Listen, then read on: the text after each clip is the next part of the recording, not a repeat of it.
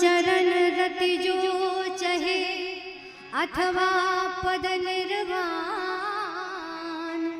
भाव सहित सो यह कथा करहो श्रवण पुनि पार। रामचरण रति जो चहे अथवा पद निर्वाण, भगवान के चरणों में जो प्रेम चाहता है, पथ निर्वाण चाहता है, मोक्ष चाहता है, वो अब जो कथा प्रारंभ होने जा रही है, इस कथा को ध्यान पूर्वक श्रद्धा पूर्वक सुने। आहा हा, करहु श्रवण पुनि पान, श्रवण ही नहीं पान करे वो इस कथा का। देखो, श्रवण की हुई वस्तु एक कान से सुन करके इससे निकल सकने की संभावना है, लेकिन यदि किसी वस्तु का पान कर लिया जाए तो फिर वो हृदय में बैठ जाती है। इसलिए करें श्रवण पुनि पान, श्रवण करें, इस कथा का पान करें। कथा कहाँ चल रही थी? भगवान श्री राम जी सरकार लीला कर रहे हैं। ऊपर से इधर से भगवान भोलेनाथ आ रहे हैं और नीचे प्रभु की लीला चल रही है। लीला में सीता जी का हरण हो चुका था, गंगा के पार आ चुके थे, श्री दशरथ मरण हो चुका था, सुग्रीव मित्रता हुई न थी, सीता का हरण हो चुका था, सीता जी का हरण हो चुका था। भगवान श्री राम रोते रोते सीता जी की खोज कर रहे हैं और भगवान ऐसी विचित्र लीला कर रहे हैं कि धीरे धीरे योगी भी मोह में पड़ जाए, योगी भी भ्रमित हो जाएं कि ये कैसे भगवान हैं। इंसान कोई वस्तु जब खो जाती है तो मनुष्यों से पूछता है? ये तो जड़ से पूछ रहे हैं, खग मृग इन सब से पूछ रहे हैं। अरे खग मृग से पूछा तो पूछा, पर ये तो लता पताकाओं से पूछ रहे हैं महाराज, कैसे?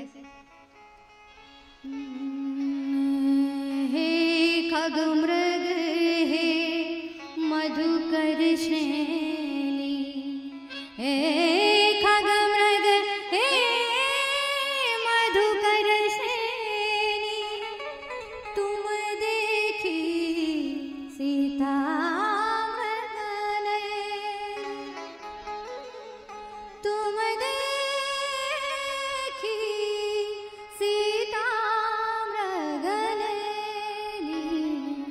हे खग मृग हे खग मृग हे मधुकर श्रेणी। बहुत करुण होकर के, करुणावान होकर के, दुखित होकर के भगवान ढूंढ रहे हैं। हे खग मृग हे मधुकर श्रेणी, क्या तुमने मेरी जानकी को देखा है? भगवान अपना धीर होकर के रो रहे हैं। धीर धीर प्रभु को जब ऐसे रोते देखा, भगवान भोलेनाथ तो राम तत्व से पूर्ण परिचित हैं। भगवान भोलेनाथ मन में विचार किए, दुखी तो हुए भगवान को रोते देख करके, क्योंकि भगवान के परम भक्त बहुत प्रेम दुलार करते हैं। उनके मन में भी दुख आया, पर तभी उन्हें राम तत्व का भान है, उन्हें तो राम तत्व के परिपूर्ण ज्ञाता है वे। तो जैसा चिदानंद जग पावन, अस कहि जाने मनोज रसावन। जय सिया राम, जय जय सिया राम, जय सच्चिदानंद जग पावन, अस कहि जाने मनोज रसावन।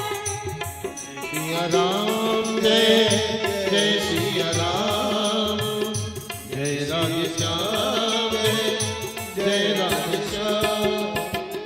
भरी लोचन छवि सिंधु निहारी, भरी लोचन छवि सिंधु निहारी, उस समय जानिना कीरे चिन्हारी।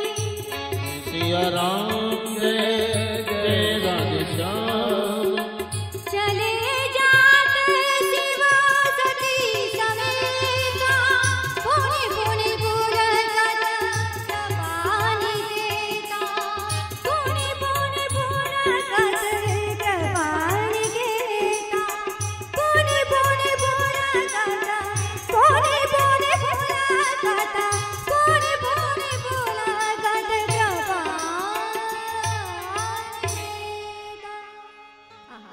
चलिए जात शिव सती समेता, और पुनि पुनि पुलकत कृपानि देता। उस समय जानन की निच नारी, उस समय अर्थात सोच रहे हैं भगवान बड़ी विचित्र लीला कर रहे हो, लीला में डूब चुके हैं। इस समय कहते हैं ना, जब कोई फिल्म चल रही होती है उस समय बड़ा है, कौन सा सीन होता है? क्लाइमैक्स जब चल रहा होता है एकदम सुपर सीन चल रहा होता है, उस समय लोग श्वास थाम लेते, जो लोग कुछ कुटर खाते हैं ना वो भी हाथ रुक जाएंगे, आंखें पलकी खुली रह जाएंगी, सस्पेंस होता है एकदम, तो लोग थम जाते हैं। भगवान भोलेनाथ ने भी देखा कि लीला अपने चरमोत्कर्ष पे है। धीर वीर भगवानी जो समस्त जगत का रोना छुड़ाने वाले, दुख को समाप्त करने वाले हैं, वे स्वयं रो रहे हैं। तो दूर से ही प्रणाम किया, कहा वारे प्रभु कैसी विचित्र कैसी कैसी लीला कर रहे हो, एक नंबर की लीला कर रहे हो, कोई नहीं जान सकता है कि ये वे अकारण करुणावान भगवान है जी। सच्चिदानंद प्रभु जय सच्चिदानंद जग पावन, असकय चले मनोज न सावन। सच्चिदानंद प्रभु आपकी जय हो वारे प्रभु। वही छवि भरी लोचन छवि सिंधु निहारी, और कुछ समय जान न कीन चिन्हारी। लीला में कहीं व्यवधान न हो जाए, इसलिए दूर से ही प्रणाम किया। अब सोचिए आपके चाचा जी कोई हो रिश्तेदार, वो जनक का रोल अदा कर रहे हो, जनक की भूमिका निभा रहे हो रामलीला में, और आप पहुंच जाओ एकदम से बढ़िया ट्रे में चाय नाश्ता पानी ले, अरे चाचा जी आप आगे लो चाय पी लो, बढ़िया सुंदर नाश्ता लाई हैं। ऐसा कर सकते हैं? नहीं। आप तभी ना उनका स्वागत सम्मान करोगे जब वे पर्दे के पीछे हुए। तो इस समय भगवान पर्दे पर हैं, लीला चरमोत्कर्ष पे, भगवान रंगमंच पर हैं, कहीं उनकी लीला में व्यवधान ना हो जाए, तो दूर से ही प्रणाम किया। भगवान बार बार पुलकित हो रहे हैं। भगवान श्री राम जी जो रो रहे थे, मन ही मन जो वार्तालाप हो रही है, देखिए गुप्त बातचीत हो रही, इधर से भगवान भोलेनाथ ऊपर से आ रहे हैं, और इधर हमारे राघव जी सरकार कह रहे हैं प्रभु भोलेनाथ मुझे जान लेना इतना आसान नहीं है। अब क्यों? क्योंकि अगर अब वो बीच में प्रणाम करने लगते, जिन्हें भगवान भोलेनाथ प्रणाम करेंगे तो सीधा सिद्ध हो जाएगा ना कि ये तो साक्षात जगदीश्वर है, नारायण है, कहीं भेद ना खुल जाए, इसलिए मन ही मन में प्रणाम किया। भगवान हंसने लगे, राघव जी कहने लगे नाथ मुझे जान लेना इतना आसान नहीं है, और ये आपके सिवा और कौन अच्छे से जान सकता है। अरे पहले आपकी बगल में जो धर्मपत्नी जी है ना, इनको ही जना लीजिए, पहले आप अपनी सती जी को ही ये मनवा लीजिए कि हम भगवान हैं, फिर तो आप संसार की बात करना। तो महाराज हुआ भी यही, सती जी को भ्रम हो गया। तो सती सुदशा शंभु के देखी, उर उपजा संदेह विसेखी। हृदय में संदेह उत्पन्न हो गया। शिव जी की ऐसी दशा देखी, बार बार पुलकित हो रहा है उनका देह, बार बार पुलकित हो रहे हैं। और शंकर जगत बंधु जगदीशा सुनर मुनि नाभै तन सीसा, ये भगवान भोलेनाथ ऐसे साधारण राजकुमारों को प्रणाम कर रहे हैं, और फिर हमारे भोलेनाथ अरे गहरे नत्तु खरे को तो प्रणाम करने वाले नहीं है, इनमें ऐसी विशेषता क्या है? तो तर्क ने जन्म ले लिया। देखो भक्ति में तर्क तो ठीक है थोड़ा वो, पर कुतर्क नहीं होना चाहिए। तर्क भी ऐसा होना चाहिए जो भगवान की भक्ति को बढ़ाने वाला हो। ब्रह्म सूत्र का पहला वाक्य अथा तो ब्रह्म जिज्ञासा, ब्रह्म जिज्ञासा का विषय तो हो सकता है, लेकिन तर्क और कुतर्क का विषय नहीं हो सकता है। महाराज भारी संदेह हो गया। अब बात ये भी सत्य है कि भोलेनाथ किसी ऐसे वैसे व्यक्ति को तो प्रणाम करेंगे नहीं, और कह रहे हैं जय सच्चिदानंद जग पावन। ये कैसे सच्चिदानंद, ना इनमें सत्य है न चित्त है, और आनंद की तो कौन बात करे, तो गला फाड़ फाड़ के रो रहे हैं। अगर इनमें सत्य होता चित्त होता तो इनको मालूम होता कि इनकी पत्नी जी कहाँ चली गई है, और आनंद की तो कौन बात करे, रोए जा रहे हैं। पर भोले बाबा प्रणाम कर रहे हैं तो पर कोई ना कोई तो विशेषता होगी, पर मुझे तो इसमें इनमें कोई विशेषता नहीं दिखाई देती है। भगवान भोलेनाथ समझाने लगे, बड़े जतन से समझाए, बोले देवी भवानी इनको प्रणाम करो, हम जिनकी कथा सुनकर के आए हैं ये वही जगदीश्वर है, वही नारायण है, आप इनको प्रणाम कीजिए। अब मैया पार्वती जी ने कथा ध्यान से सुनी होती तब ना समझ में आता, जो कथा ध्यान से नहीं सुनते तो ना कुतर्क रूपी चिड़िया उनके सर पे बैठ जाती संशय। तो राम कथा सुंदर करतारी और संशय विहग उड़ावन हारी, तो जो संशय रूपी पक्षी सर पे बैठ जाए इसके लिए ताली सेवा करते रहिए। प्रेम से बोलिए भक्तवत्सल भगवान की मालकुश। भगवान भोलेनाथ ने तरह तरह से समझाया। देखो हिंदी में समझाया जगदीश्वर है, ब्रह्म है, एको ब्रह्म द्वितीयो नास्ति, देववाणी में समझाया, गणित में समझाया, नहीं समझ में आया। समझाने लगे, क्या कहते हैं, मुनि धीर जोगी सिद्ध संतत विमल मन जेहि ध्यावहि, मुनि धीर जोगी सिद्ध संतत विमल मन जेहि ध्यावहि, कहिले दिन दिन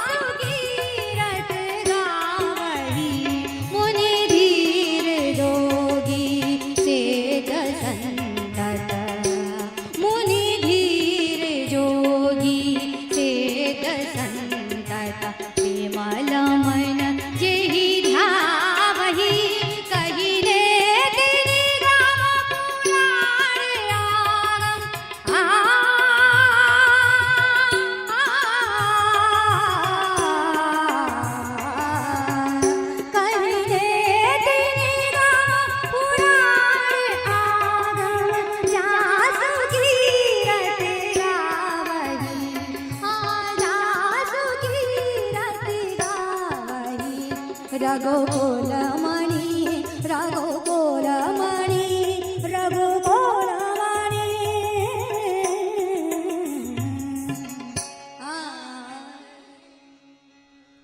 समझाने का प्रयास किया। मुनि धीरे जोगी सिद्ध संतत विमल मन जहि देहि धावही कहि नेति निगम पुराण आगम जासु कीरत गावही। ये वही ब्रह्म है जो अवतारे हैं। भैया पार्वती जी किसी भी तरीके से नहीं माने। बोले हम नहीं मानते। भगवान भोलेनाथ बोले अब नहीं मानते तो फिर जो आपके मन में आए। जब श्रीमती जी नहीं मानती ना तो भाई लोग यही तो करते ना कि ठीक है भैया अगर आपके मन में नहीं कुछ समझ में आता तो फिर जाइए परीक्षा ले लीजिए आपको जैसा उचित लगे। लेकिन ध्यान रखिएगा भवानी ये कोई साधारण जीव नहीं है, ये जगदीश्वर है। सोच समझ के परीक्षा लीजिएगा। कहा कि जो तुमरे मन अति संदेह तो किन जाए परीक्षा ले। मार्ग दिखा दिया क्योंकि देखो अब मैया पार्वती जी ने तो कहा नहीं कि हम परीक्षा लेंगे। भोलेनाथ ने क्यों कह दिया कि परीक्षा ले लीजिए। अब गलती किसकी है यहाँ? अगर देखा जाए तो भोलेनाथ की गलती है। उन्होंने क्यों कहा परीक्षा ले लो? फंस गई बेचारी मैया। गलती नहीं, उन्होंने देख लिया कि सती के मन में मैया सती के मन में संशय हो गया। श्रद्धा डगमगाई तो विश्वास ने रास्ता दिखा दिया। उन्होंने धीरे से वो जानते हैं कि सती का किसी भी भांति कल्याण नहीं होने वाला। भगवान भोलेनाथ चाहते हैं कि मेरी सती का भी कल्याण हो। अब इनके मन में कुतर्क ने जन्म ले लिया है तो देखो फोड़ा फुंसी हो जाए तो तुरंत इसका इलाज करना चाहिए, नहीं तो फिर ये कैंसर बन जाता है। हाँ और देखो हम भी आप लोगों को छोड़ने वाले नहीं। कैंची पट्टी मलहम सब लेकर के आए, एक एक का ऑपरेशन करने आए। देखो डरिएगा नहीं, कैंची वाला ऑपरेशन नहीं करेंगे। ये कथा पांडाल भी है ना, ये भी एक ऑपरेशन थिएटर है। हाँ पता भी नहीं चलता है। जादू होता है ना कि उनके उसमें जाइए खालसे में, वहाँ पता भी नहीं लगता ऑपरेशन हो जाता है। ऐसा ही ऑपरेशन होगा यहाँ पर। काम क्रोध मद लोभ मानस रोग इन सब का ऑपरेशन होगा। अब व्यक्ति जान भी नहीं पाएगा। पर एक शर्त होगी, परहेज करना है। परहेज किसका? आपको कथा को ध्यान से सुनना है, बातों का परहेज करना है। तो कृपालु श्रोताओं तो भगवान भोलेनाथ ने धीरे से मार्ग में दिखा दिया। जो तुमरे मन अति संदेह तो किन जाओ परीक्षा ले। कल्याण का मार्ग सुझा दिया। और वे चाहते भी हैं कि ये कथा संसार में आए। तो यहीं से लीला प्रारंभ हो गई महाराज। भगवान भोलेनाथ जो विश्वास स्वरूप हैं वो बट वृक्ष के नीचे बैठ गए और मैया सती आगे चल चल के कहाँ पहुंची? जहां भगवान भोलेनाथ बट वृक्ष के नीचे अपना भजन करने लगे, भगवान का भजन गाने लगे। जय श्री राम जय श्री राम। और मैया पार्वती जी कहाँ पहुंचे? जहां भगवान श्री राम मैया जानकी जी की खोज कर रहे हैं। तो चली सती से वो आलस पाई, करहे विचार करो का।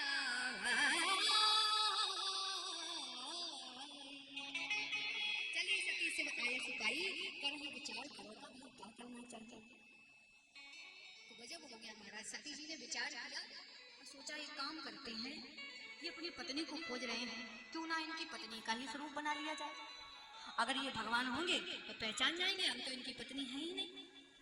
भगवान होंगे तो पहचान जाएंगे और भगवान नहीं होंगे तो भ्रम में पड़ जाएंगे, मुझे अपनी पत्नी मान करके व्यवहार करने लगेंगे। जानेंगे कि सीता जी आ गई, इनकी पत्नी आ गई। मैया सती जी ने ऐसा ही किया, माता सीता का वेश धारण कर लिया। एक बात कहूँ कृपालु श्रोताओं, किसी का स्वरूप धारण कर लेने से किसी का स्वभाव नहीं आ जाता। अगर आप किसी को देख करके उसके स्वरूप को धारण कर लें तो उसका स्वरूप अंदर आ जाए, ये संभव नहीं है। स्वरूप और स्वभाव में बहुत अंतर है। स्वरूप तो धारण किया जा सकता है लेकिन स्वभाव की कॉपी, स्वभाव कॉपी पेस्ट नहीं मारा जा सकता है। तो महाराज जैसे स्वरूप बनाया और कहाँ पहुंची? आगे आगे भगवान श्री राम जी सरकार के आगे आगे चलने लगी। लक्ष्मण जी ने देखा ये तो भाभी, लेकिन तभी उन्होंने क्या देखा? नहीं नहीं ये अपनी वाली भाभी नहीं है। तो लक्ष्मण देखे उमा कृत रेसा, चकित भये भ्रम हृदय अभिषेका। जय सिया राम जय सिया राम जय सिया राम। कहीं न सकत कछु अति गंभीरा, प्रभु प्रभाव जानत मत धीरा। प्रभु प्रभाव जानत मत। लक्ष्मण जी ने देखा कि ये तो सती मैया है, पर इन्होंने हमारी माँ का रूप क्यों धारण कर लिया है। कथा सारांश देती है कि जब अपने से कोई ज्येष्ठ हो ना, तो फिर छोटों को थोड़ा चुप रहना चाहिए, कोई भी मैटर हो, कोई भी सवाल हो। महाराज उन्होंने सोचा प्रभु भी तो यही है, भैया जब कुछ नहीं बोल रहे तो मुझे भी चुप रहना चाहिए, हो सकता है भगवान की कोई लीला है। अत्यंत गंभीर हो गए। एक बार को तो उनका भी सर चकराया, लेकिन जैसे ही उन्होंने देखा कि ये तो आगे आगे चल रही हैं, अगर हमारी जानकी भाभी जी होती, मेरी माँ होती, तो वो राघव जी के पीछे पीछे चलती। ये आगे आगे चल रही है, हमारी भाभी नहीं हो सकती है, हमारी माँ नहीं हो सकती। चकराया एक बार को उनका, फिर वो पहचान गए, पर भगवान की ही लीला का समझ करके, उनका ही प्रभाव जान करके उन्होंने कुछ बोला नहीं, चुप रह गए। तो जहाँ बड़े हों तो छोटों को पहले प्रतीक्षा करनी चाहिए कि पहले बड़े बोलें फिर हम बोलें। भगवान ने भी देखा, भगवान देखते ही तुरंत समझ गए। सती कपट जाने सुर स्वामी, सब दर्शी सब अंतर्यामी। महाराज जिनके स्मरण मात्र से अज्ञानता का नाश हो जाए, कोसों कोसों दूर अज्ञानता भाग जाए, उनको भला कोई भ्रमित कर सकता है। जिन भगवान का स्मरण मात्र से अज्ञानता का नष्ट नाभूत हो जाए, अज्ञानता, वे भगवान कैसे भ्रमित हो सकते हैं।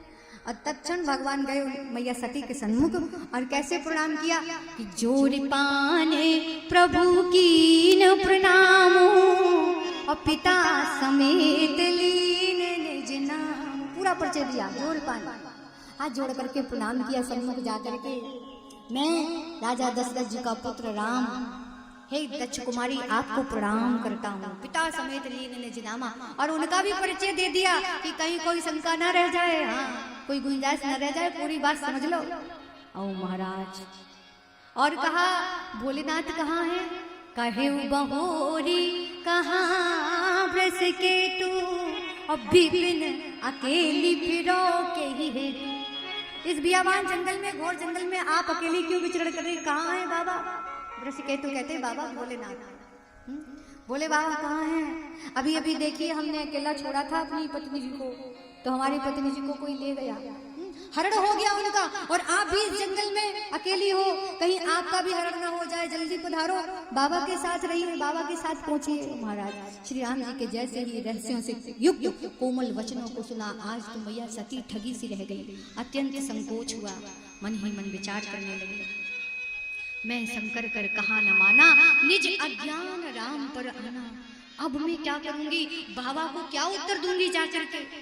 भगवान सब जान गए, जाना राम सती दुख माना, दुख पावा, निज प्रभाव कुछ प्रकट जनावा। आज गई हैं, इन्होंने परीक्षा तो ले ली है, लेकिन अब कुछ अपना ऐश्वर्य भी, अपना प्रभाव भी दिखा दिया जाए। महाराज नेत्र मूंद लिए, कांपने लगी मैया।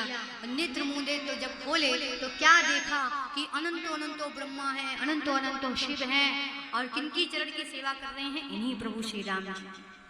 देखे शिव विधि विष्णु अनेका, अमित प्रभाव एक से एका। अनेकों अनेकों शिव और ब्रह्मा जी देखे, लेकिन प्रभु श्री राम एक ही देखे। ऐसा प्रभाव। उसी समय सती जी को आभास हो गया कि कण कण में भगवान विद्यमान है, ये वही जगदीश्वर है। अब बहुत लज्जित हुई और मन मन में दुखी हुई, संकोच हुआ उनको बहुत।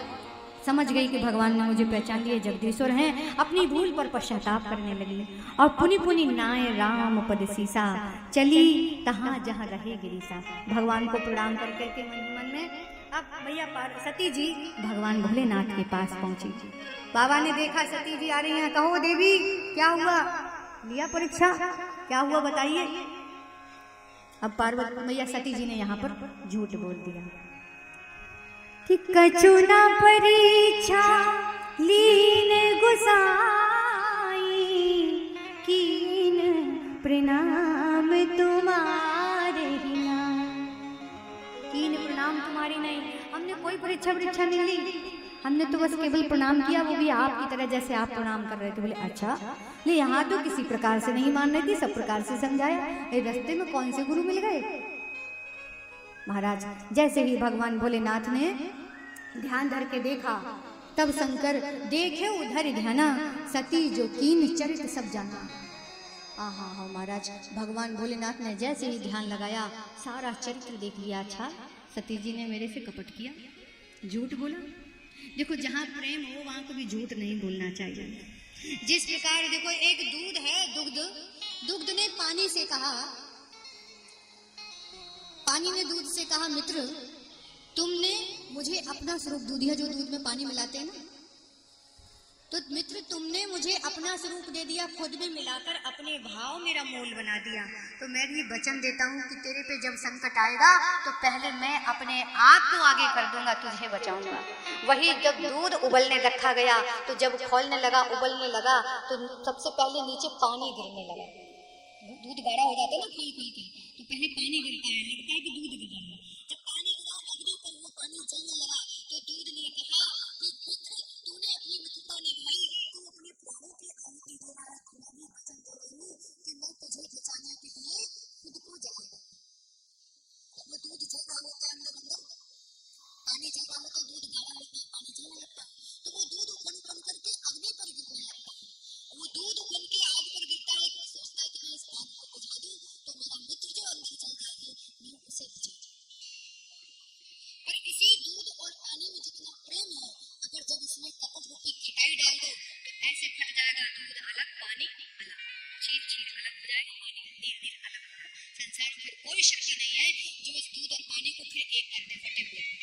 उसी प्रकार ये पति पत्नी की प्रेम होता है, कभी आपस में झूठ नहीं बोलना चाहिए, कपट नहीं करना चाहिए, कपट रूपी खटाई इन संबंधों में नहीं जानी चाहिए। महाराज जो भी हो सत्य बोल दो, सत्य कड़वा जरूर होता है लेकिन कभी भी उससे आपको हानि नहीं होगी। महाराज भगवान भोलेनाथ ने मन ही मन में विचार किया कि जो अब कराऊं सती सन प्रीति, मिटए भगत पति होए अनीति, एहि तन सती भेंट मोहे नाही, शिव संकल्प कीन मन माही।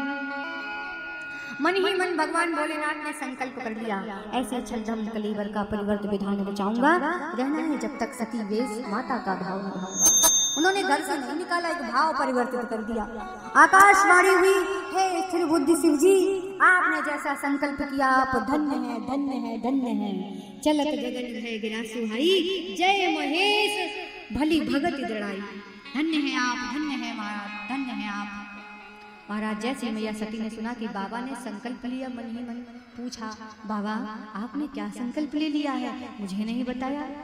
बोले ये बताने का नहीं है संकल्प, ये मैं तुम्हें करके दिखाऊंगा। ये संकल्प बताऊंगा नहीं, ये करके बताऊंगा सती। देखो उस समय भगवान ने छुपा दिया अपना संकल्प। सत्य कितना भी अच्छा हो पर यदि दुखदायी है तो कभी बताना नहीं चाहिए सामने से। बोलिए सत्य, झूठ भी मत बोलिए, लेकिन कैसे? सत्य बोलिए पर प्रिय बोलिए। भले ही सत्य हो, अगर वो किसी के दुख को उत्पन्न करने वाला है तो ऐसा सत्य भी ना बोला जाए। तो प्रेम से बोलिए भक्तवत्सल भगवान की। जैसे ही मैया सती के समेत भगवान भोलेनाथ कैलाश पर्वत पर आए तो माता सती के साथ अब पत्नीवत व्यवहार न करके मातृवत व्यवहार किया। मैया सती जान गई कि बाबा ने मेरा परित्याग कर दिया। मन में बहुत दुखी हुई और इधर भगवान भोलेनाथ ने क्या किया? भगवान भोलेनाथ सहज होकर के अपने आप को संभाला उन्होंने और अपनी प्रतिज्ञा को याद करके उसी क्षण भगवान भोलेनाथ ने समाधि लगाई। तो शंकर सहज स्वरूप समारा, लागे समाधि अखंड अपारा। जय सिया राम, जय जय सिया राम, जय सिया राम, जय जय सिया राम। बीते संवत सहस सतासी, तजी समाधि समूह अविनाशी। जय सिया राम, जय जय सिया राम, जय सिया राम, जय जय सिया राम। अखंड समाधि में चले गए बाबा। मैया बड़ी ग्लानि में रहने लगी। देखो भले ही बाबा समाधि में थे लेकिन बाबा की सेवा में कोई कमी नहीं छोड़ी मैया ने। 1 घंटे यदि पतिदेव ना बोले तो फिर देखिए हमारी माताओं का भाव, तुरंत अटैची तैयार हम तो चले माई की। लेकिन 87,000 वर्ष तक माँ ने अनन्य भाव से भगवान की सेवा की, मन को बिल्कुल मैला नहीं किया। 87,000 वर्ष बाद समाधि से बाबा बाहर आए, उसी समय दक्ष प्रजापति हुआ भैया। और ऐसा कौन है, दक्ष प्रजापति बनाया गया तो उसको अभिमान हो गया, अस नहीं को अस जन्मा जगमाही और प्रभुता पाहे जाहे मरदाई। ये भगवान भोलेनाथ से बड़ा बैर मानता है, इसको अभिमान आ गया। जैसे ये प्रजापति हुआ, इसको अभिमान आ गया। दक्ष ने सब मुनियों को बुला करके यज्ञ का आयोजन किया और उस यज्ञ में सबको बुलाया, सब देवताओं को, पर भगवान भोलेनाथ को नहीं बुलाया। क्योंकि एक बार ब्रह्म सभा लगी हुई थी, उस सभा में भगवान भोलेनाथ भी गए थे, हम आपसे भी जानते हैं। वैसे तो जमाई और ससुर का नाता है, तो जमाई खड़े होकर के अपने ससुर का सम्मान कर सकता है। क्या भगवान भोलेनाथ ऐसा कर सकते थे? कभी नहीं ऐसा करते कि वो अपने पिता तुल्य का अपमान करते। लेकिन वे उस समय वो तो सदैव भगवान में रमण करते हैं, भगवान श्री राम में, वो भगवान के ध्यान में थे। तो अब भक्ति से बढ़कर के क्या हो सकता है? तो वो खड़े होकर के उन्होंने उनका सम्मान नहीं किया। वो करें भी क्यों, देवादिदेव महादेव हैं, देवताओं के भी वो देव हैं। तो ऐसा हुआ, तो दक्ष ने बड़ा बैर माना भगवान भोलेनाथ से, बहुत खरी खोटी सुनाई भोलेनाथ को। उसी बैर के चलते आज उस यज्ञ में मैया सती के यहाँ न्योता नहीं भेजा।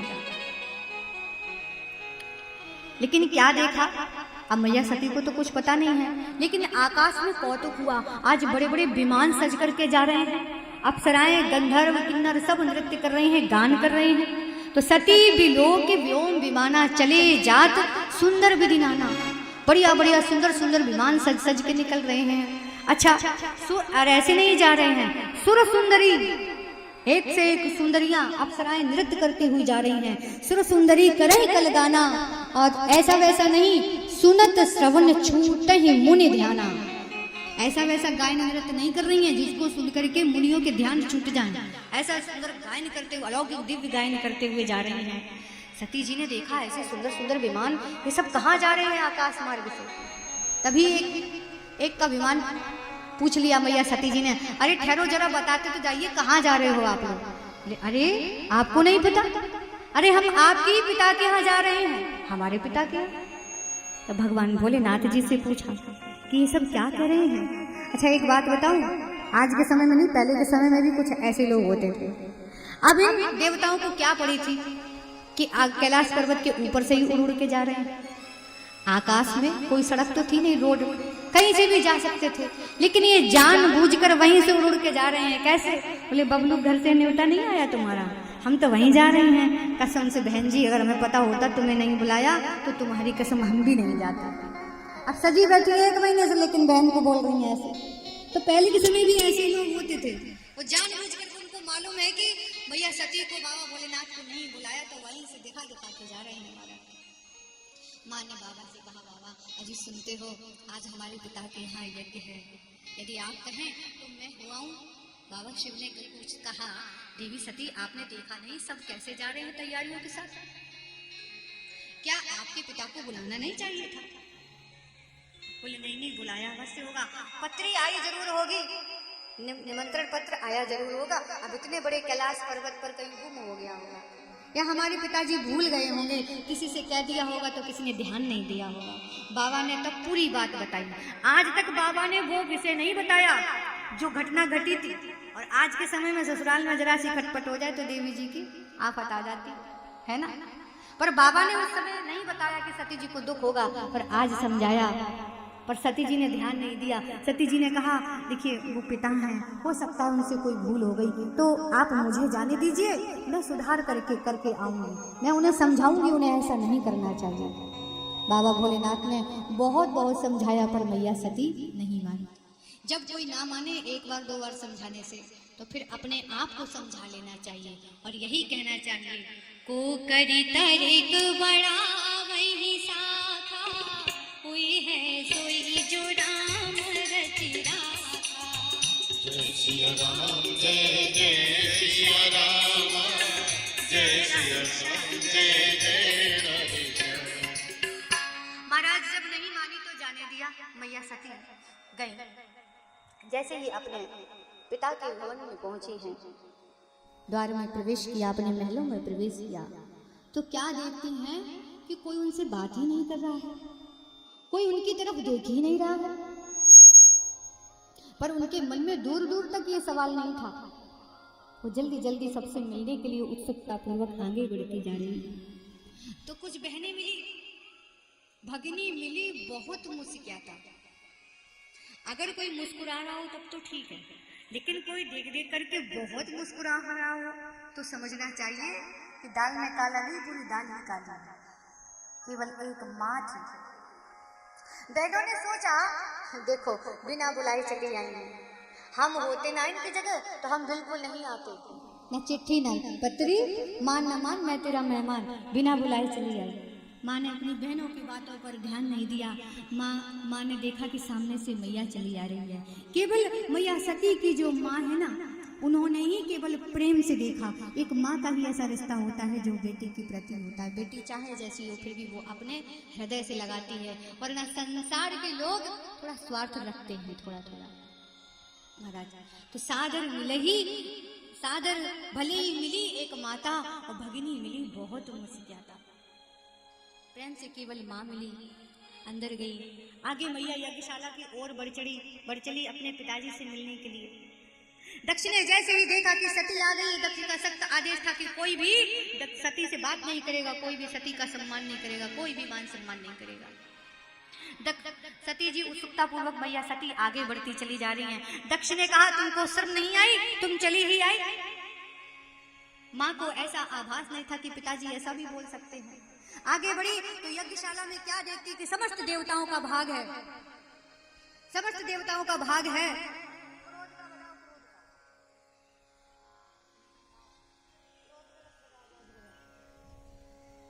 महाराज जैसे ही यज्ञ सभा में देखा कि समस्त देवताओं का भाग है, लेकिन हमारे भगवान भोलेनाथ का कोई भाग नहीं है। इतना बड़ा अपमान मेरे पति देव का। अरे वो मेरे पति ही नहीं, वे देवादिदेव महादेव हैं, सारे संसार के स्वामी हैं, सारे संसार के स्वामी हैं, जगत के पति हैं। उनका इतना बड़ा अपराध। सुनहु सभासद सकल मुनिंदा, कहीं सुनी जिन शंकर निंदा, सो फल तुरत लहब सब काहू, भली भांति पछताहु पिताहु। एक को भी नहीं क्षमा किया जाएगा, सबको दंडित किया जाएगा, सबको यथा योग्य दंडित किया जाएगा। पिताजी आज मैं बहुत पछता रही हूँ कि मेरा देह आपके संसर्ग से बना है। आज मैं इस देह को ही नहीं रखूंगी। हे दक्ष, तुमने मुझे अपनी पुत्री ही समझा, तुमने ये ना समझा कि मैं अखंड कोटि ब्रह्मांडेश्वर समस्त जगत के चराचर के जो स्वामी हैं, मैं उनकी धर्म पत्नी भी हूँ। तुमने मेरे स्वामी का, मेरे पति का इतना अपमान किया, अपने बश भर हरिहर निंदा। आपको ही नहीं, यहाँ उपस्थित इस सभा में जितने लोग भी देवता दैत्य जो भी यहाँ उपस्थित है, सबको यथाउचित दंड दिया जाएगा। सबको दंडित किया, जिस जिसने भोलेनाथ की निंदा सुनी है, जिस जिसने इनका अपमान किया है, जिस जिसने इनका अपमान किया, उन सबको दंडित किया जाएगा। अपने बस भर हरिहर निंदा सुन लेना जिसे गवारा है, शास्त्रानुसार ऐसा पापी 100 गौओं का हत्यारा है। उनको बड़ा क्रोध आया और क्रोधाग्नि में भर करके महाराज अस कही जोग अग्नि तन उजारा, भयों सकल मख हाहाकारा। महाराज दोनों हथेलियां अपनी मां ने जोड़ी और योग अग्नि से अपने आप को भस्म कर दिया। जैसे ही भस्म किया महाराज, मैया भस्म हो गई। जैसे ही माँ ने ऐसा किया, तीनों लोकों में हाहाकार हो गया महाराज। भयो सकल मक हाहाकारा, तीनों लोकों में हाहाकार हो गया। नारद जी ने जाकर के भगवान भोलेनाथ को ये सूचना दी, बाबा को पूरी बात बताई। बाबा भोलेनाथ को बड़ा क्रोध आया। समाचार जब शंकर पाए, वीर भद्र करि कोप पठाए।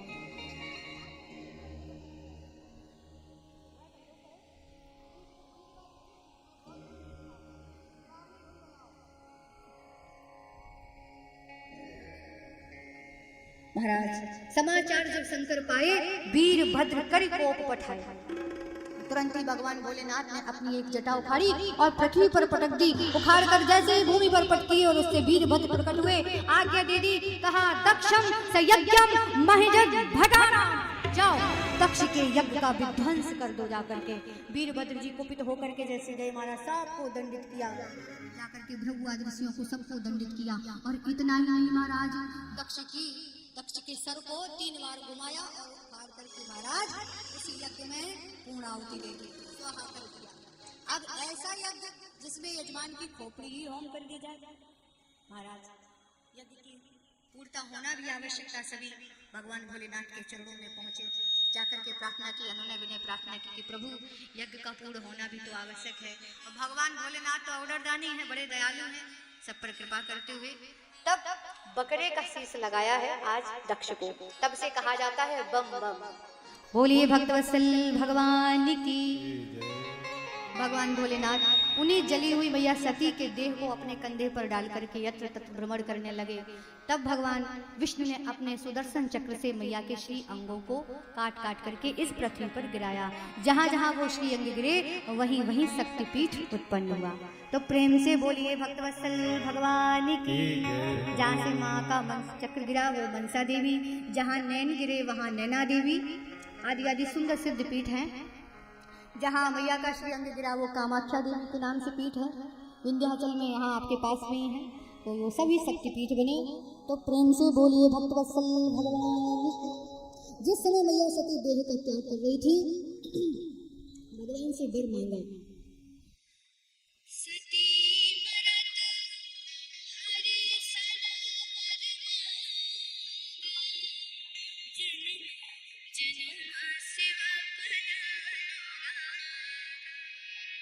मरते समय मैया सती ने भगवान से यही वर मांगा था कि भगवान ने पूछा, कहो सती फिर से बेटी बनोगी राजा दक्ष की? माँ ने कहा नहीं नहीं प्रभु, किसी पत्थर की पासार की बेटी मुझे बना देना, पर कभी दक्ष की, इस अभिमानी दक्ष की बेटी मत बनाना। जन्म जन्म शिव पद अनुरागा।